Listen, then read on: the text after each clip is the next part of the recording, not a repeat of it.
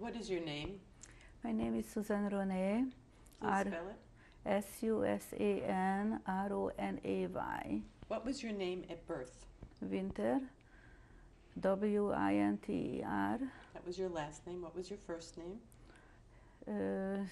Zsuzsanna. Zsuzsanna. Zsuzsanne.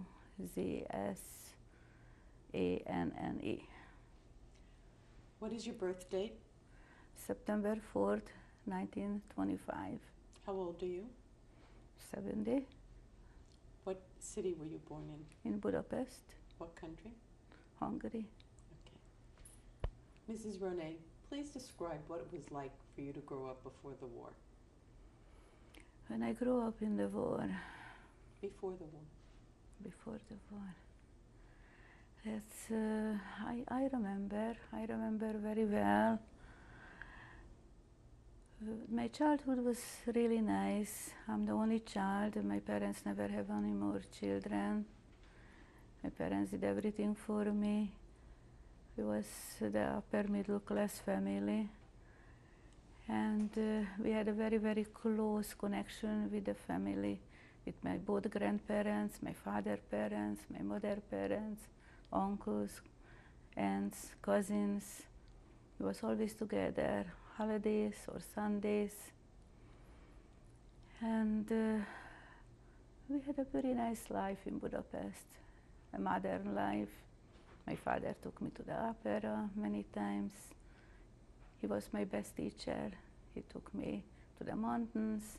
Winter time we was skating, summertime we was swimming. Then 1938, when the war started, everything was different. We had shades in the window, there was bombs, we was afraid, we couldn't go places where we want to. If we want to go in the better restaurants, there was the sign, no Jews, no dogs. Did you ever experience any anti-Semitism before the war? Yes, but not that much, because in our family, like, it was a little mixed. So we don't feel that much the anti-Semitism. It's only when we went outside of the family. What happened in school? the school. Mm-hmm. I was 6 years old when I heard the very, very first time. When I went to school, I don't play with you because you are a Jewish girl. And I went home, I was crying, and I said to my mother, what is the difference? I never get the satisfactory answer. It was different. And from 1938, everything was different. Like I said, we was afraid. We had the dark windows. We was afraid from the bomb. We had to go to the shelter. But what's happened? One day, they said, no Jews. We don't want it. It was so many people. The Jews stayed outside from the shelter. And we was there. And Budapest fell. It was a lot of bombs, a lot of pain. My grandparents moved to our summer house, which was about 15 kilometers from Budapest. The time goes on. It was 1944. We went for a Sunday, March 19, to see my grandparents.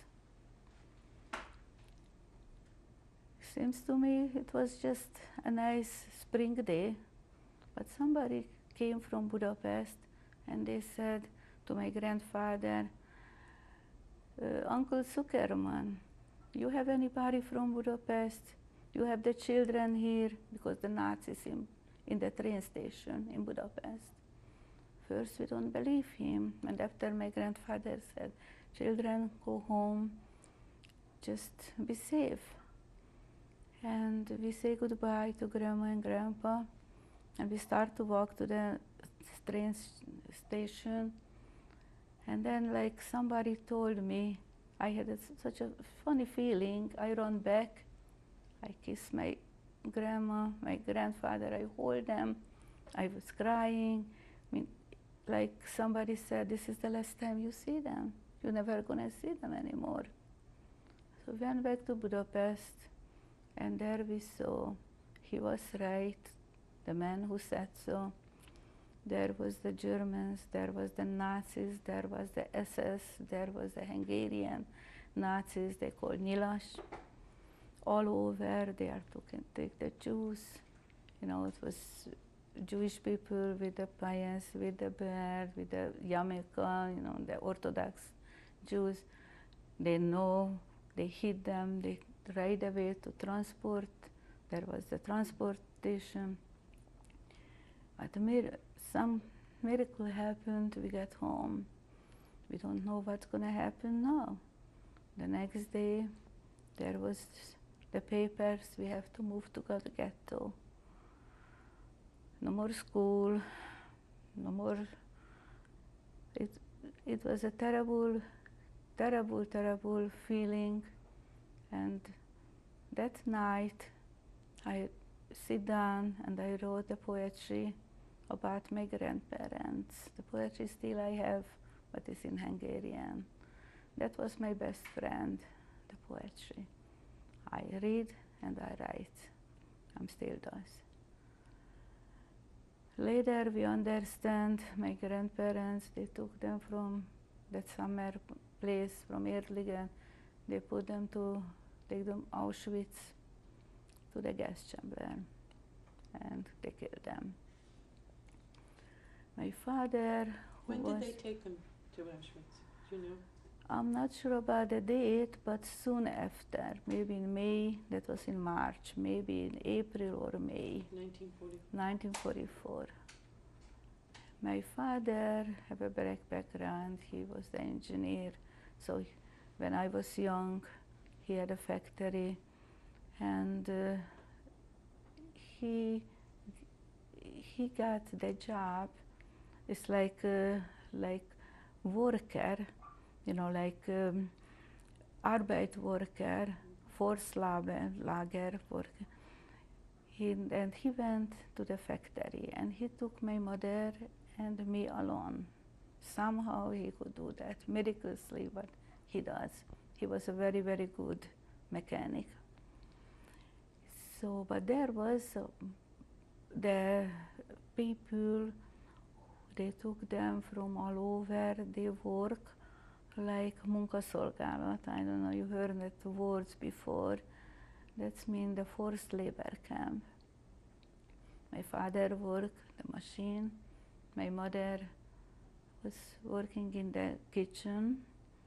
And I did all kind of little work around the factory, like making seltzer, give to the workers the water. And they said, you are safe here, just stay here till end of the war. But this wasn't that way. Before, it was around October, but we slept in the whole time since March. We slept in the barrack, the wooden barrack at the bridge. And we went to work early morning to the factory and we stay over there till late night. It's like 6 o'clock in the morning till 8 o'clock in the night, or even sometimes longer. And then we went back to the barracks and we stayed there. My mother was with me all the time. My father was in a different place, but my mother was everything. I don't have any brothers, any sisters. I'm the only child, so we help to each other. My mother hugged me. Sometimes, you know, during the night I have terrible dreams and I wake up screaming, so my mother comforts me. And there was 3 other girls, we went to school together and we slept on the top bridge, the third floor. And we was talking, not what the other young girls talk about, we talk about the war, we talk about what's going to happen tomorrow. Nobody knows. I had an uncle who was in the Christian faith, and he gets some false papers, what is supposed to be stamps by the Swedish consul, Wallenberg. And I get the pass, I could leave the camp, and I went to the Swedish consul. I was front of there. All the papers, he was signed and stamps for some of the people. And I was very close to him. And in this minute, they captured me. The Nyilas, they was there, the Hungarian Nazis, they was there right away, and they took me to András út 60. That's the place where it's like the Avo. And I have to stay by the wall for 24 hours. No movement, nothing. There I had a terrible experience.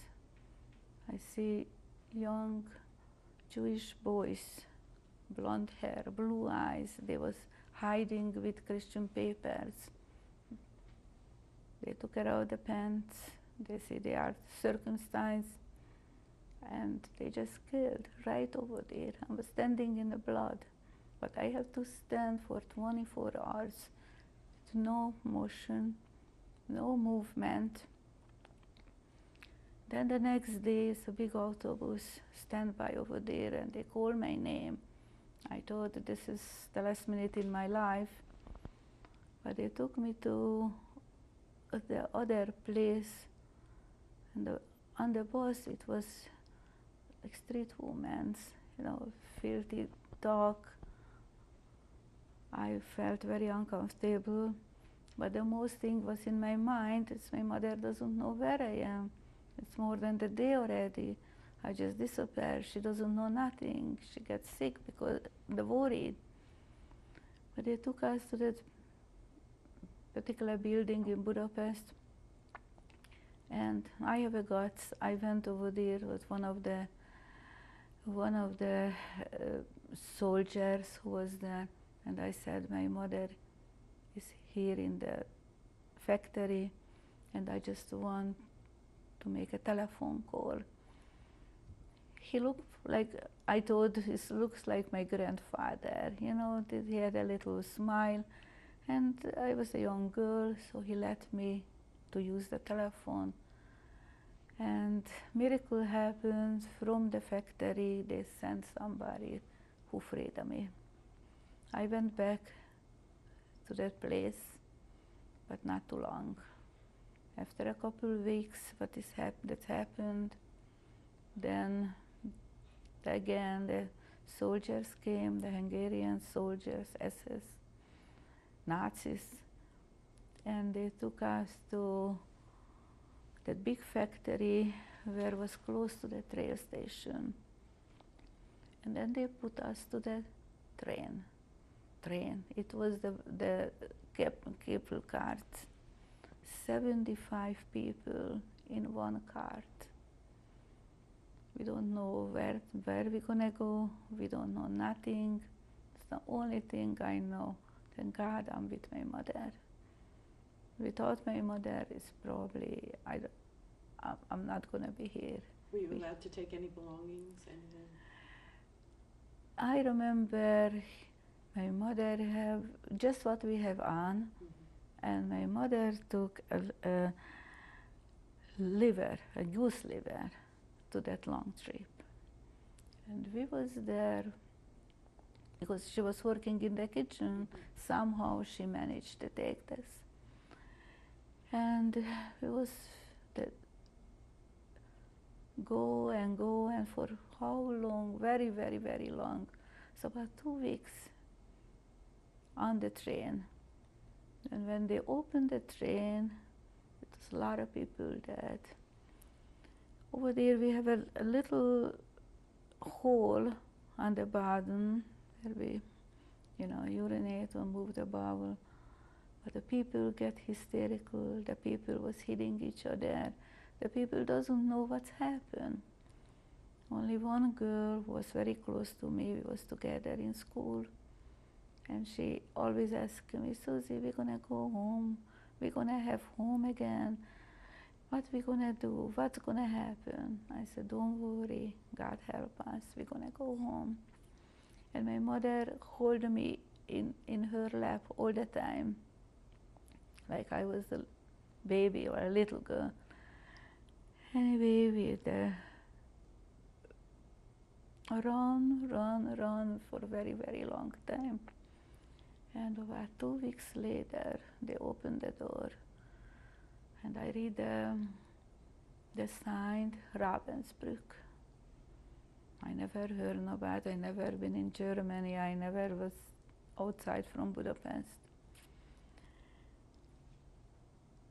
When we opened the wagon, the cable cart, there was German Shepherd dogs, SS woman, very loud, said, schnell, schnell, Jude, schnell. They was hitting the people who was sick in that place right away. They shoot them. The young people, they put in the line. My mother was always with me.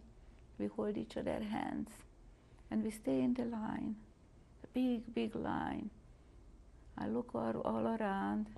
There was the big building, smoke came over.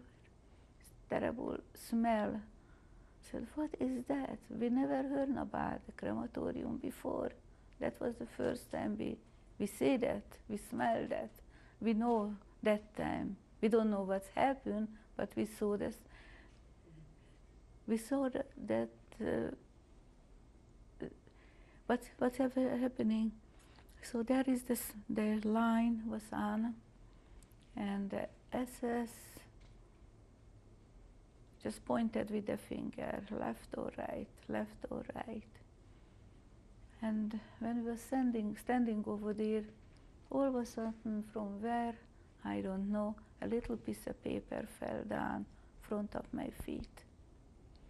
It was, it's a risk to bend down and pick up something, but I did. And it was on Hungarian. If mother and daughter or sisters or very close friends together, stay away from each other because families will killed. Families is gonna send to the left. It was in Hungarian, and we was the only one, my mother and I, was mother and daughter. The others all 73 beside us, young girls, teenagers. So I said to my mother, we have to separate. We can't behold each other. Now we have to be very careful what we are doing because the selection. So we get over there and have the line, and the SS looked at me and pointed right away on the right. Then stopped for a second for my mother, and she was young, she was only 38 years old, and she looked beautiful. But that moment, till he said, see how he pointed the finger right or left, that was a terrible, terrible moment. And after he pointed the right. So my mother followed me. Then they took us to the different place, a different room. They cut our hair, a lot of hair, mountains of hair, blonde, black, brown, red, all kind of hair. They took us all the clothes from us. We was naked. And then they pointed to go to take a shower. That time it was the rumor, that's people killed over there. There is the crematorium. What's happening? And when they took us to that shower room, we really didn't know what is coming from the faucet, water or gas. But cold water came. So we was still alive, and they let to leave for at least for a while. Then they took all of us to the very, very big tent. It wasn't any more room in the barracks. It was all full. It was thousand people. Wherever we look, it was barracks. But there was a tremendous big tent. It was a couple thousand people in. And we don't have place to sit or just even movement. We can't do anything. We was standing and we hold each other with our body day and night, day and night. I don't know how many days passed by. There was all around a bucket for what Mother Nature has to do. And I remember the first time they pointed me to pick it up and take some place. How I can touch that, how I can do that. And my mother's eyes made me to do that. Once a day, a spoonful of soup. Once a day, not every day, sometimes they skip a piece of black bread. And my mother gave it to me, said, "You're a young girl, you have to eat, you have to eat." But days, weeks passed by, it was terrible. They took us to the nearby rock quarry. That rock quarry, very, very big, tremendous big rocks. We have to take from one place to another. No reason, only torture.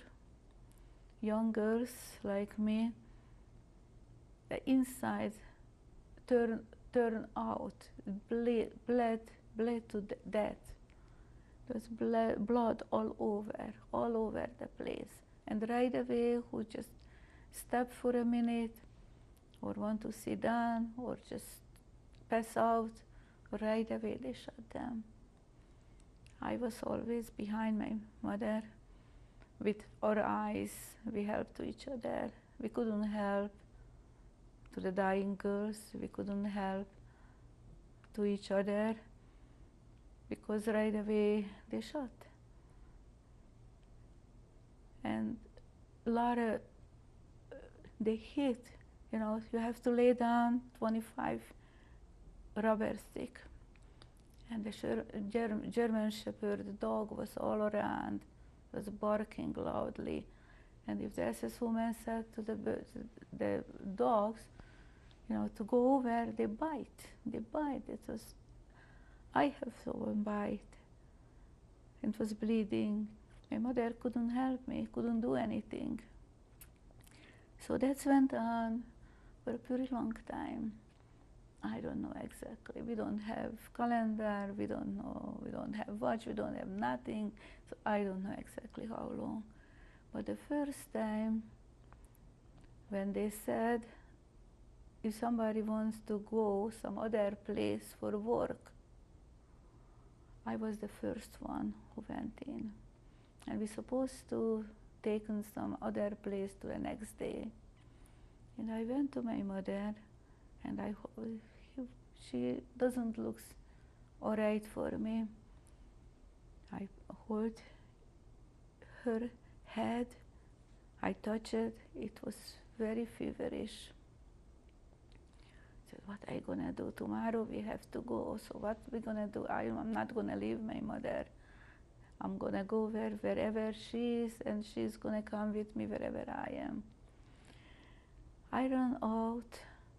It was winter time in Ravensbrück, that's the northern part of Germany, close to the North Ocean, very, very cold, bitterly cold. It was a lot of snow, a lot of ice. I went out during the night to pick up the piece of snow. So I prayed to God, let me just wash my mother's hand and face. Maybe it's gonna help the fever come on down. I went out, and it was in my hand, the frozen snow, when the reflector hit me from the towel. The SS saw me to come out from the barracks. That Abby was in the barrack already. And right away, the SS woman get around me with the German Shepherd dogs.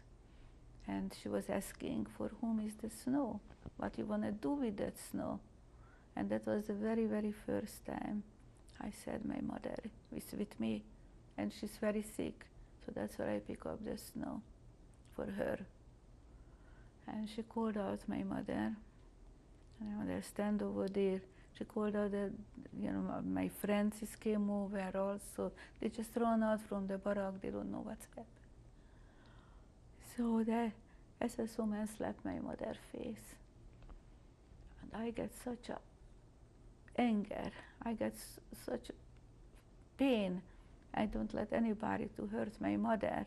I went over there close to the SS and I want to hit her. She had a rubber stick, but I felt I'm stronger than because my feelings. But she said, just lay down. I have to take off my clothes and 25 lashes on my back. But I was proud of myself. I don't let my mother to anybody hurts. And she got a little better. In the next morning, every morning, we have apple plots. 3 o'clock in the morning, we have to stand in front of the barracks, and there was counting. Every fifth, that was one of the punishment, every fifth get a bullet. It's like the Russian roulette. 1, 2, 3, 4, 5, the fifth one.